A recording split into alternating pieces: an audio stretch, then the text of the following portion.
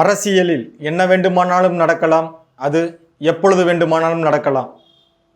காங்கிரஸ் கட்சியில் விருப்ப வேட்புமனு, பாட்டாளி மக்கள் கட்சியில் விருப்ப வேட்புமனு, அனைத்து இந்திய அண்ணா திராவிட முன்னேற்ற கழகத்தில் விருப்ப வேட்புமனு அப்படின்னு சொல்லி ஒரு மாதிரி தேர்தல் களம் சூடுபிடிக்க ஆரம்பிச்சிருச்சு. தற்போது இன்னைக்கு வந்த செய்தி, அதிமுகவில் ஐயா ஓபிஎஸ் அவர்களை எந்த ஒரு நிபந்தனையும் இல்லாமல் இருந்தாங்கன்னா சேர்த்துக்கலாம் அப்படிங்கிற மாதிரி ஒரு தகவல் வெளியாகிருக்கு.